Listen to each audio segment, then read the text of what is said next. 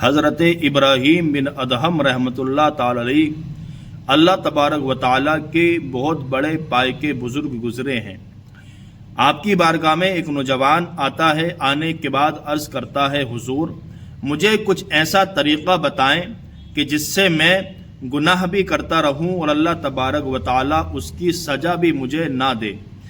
ایک بات یاد رکھے، اللہ تبارک و تعالیٰ کے برگزیدہ جو بندے ہوا کرتے ہیں، اللہ کے جو مقرب بندے ہوا کرتے ہیں، ان کی بارگاہ میں کوئی بھی انسان کیسا بھی آتا ہے، گناہ گار ہو، سیاہ کار ہو، بدکار ہو، تو یہ اپنی باتوں سے اس قدر ان کو متاثر کرتے ہیں کہ بندہ گناہ کو چھوڑنے کے بعد جو ہے نیکی کی طرف آ جایا کرتا ہے۔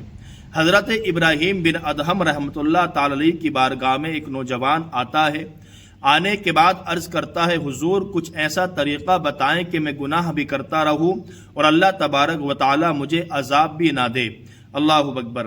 حضرت ابراہیم بن ادہم رحمۃ اللہ تعالی علیہ ارشاد فرماتے ہیں میرے پاس کچھ طریقہ ہے، اگر تم اس طریقے پر عمل کرو گے تو گناہ بھی کرو گے تو اللہ تبارک و تعالی تم کو عذاب نہیں دے گا۔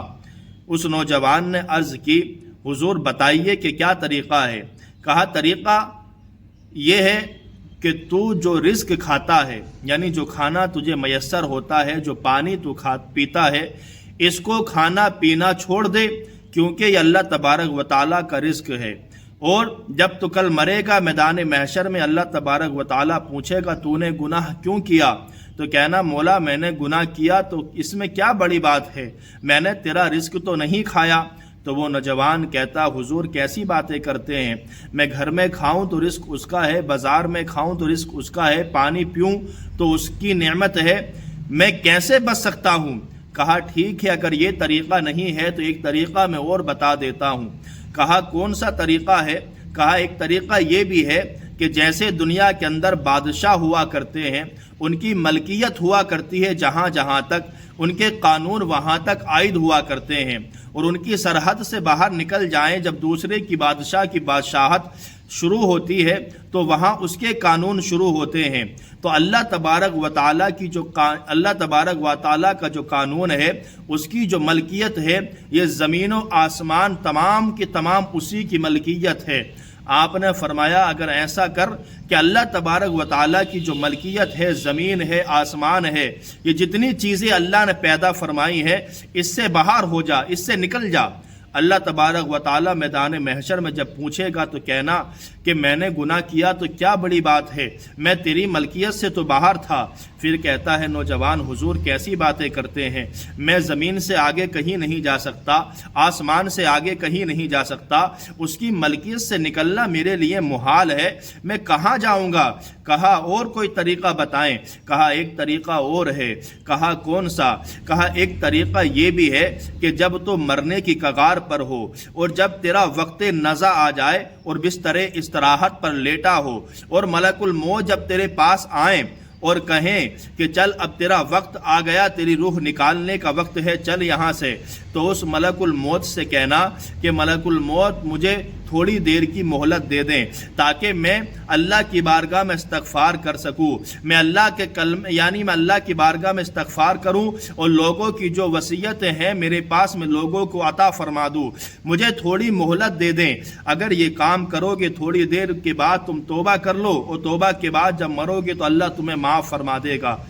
وہ نوجوان پھر کہتا حضور کیسی باتیں کرتے ہیں، یہ میرے یعنی بس کی بات نہیں ہے۔ ملک الموت تو وہ ہے کہ جب وقت آ جاتا ہے تو ایک سیکنڈ نہ ادھر ہوتا ہے نہ ادھر ہوتا ہے، میرے کہنے سے وہ کیسے رک سکتے ہیں؟ اللہ اکبر۔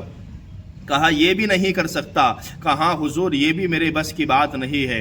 کہا تو ایک کام اور کر۔ کہا کیا؟ کہ جب تو مر جائے اور لوگ تجھے نہلا دھلا کر کے کفن پہنا کر کے قبر کے اندر رکھ دیں اور اس وقت جب تیرے پاس منکر نکیر آئیں سوال جواب کرنے کے لیے تو ان سے کہنا کہ بنا اجازت میری قبر میں نہ آئیں، میری قبر سے چلے جاؤ، مجھ سے حساب و کتاب نہ کرو، جیسے ہم اور آپ اپنے مکانوں پر لکھواتے ہیں کہ بنا اجازت اندر آنا سخت منع ہے۔ کہا تو قبر میں بھی یہی کام کرنا۔ کہا حضور یہ بھی میرے بس کی بات نہیں ہے۔ اللہ اکبر۔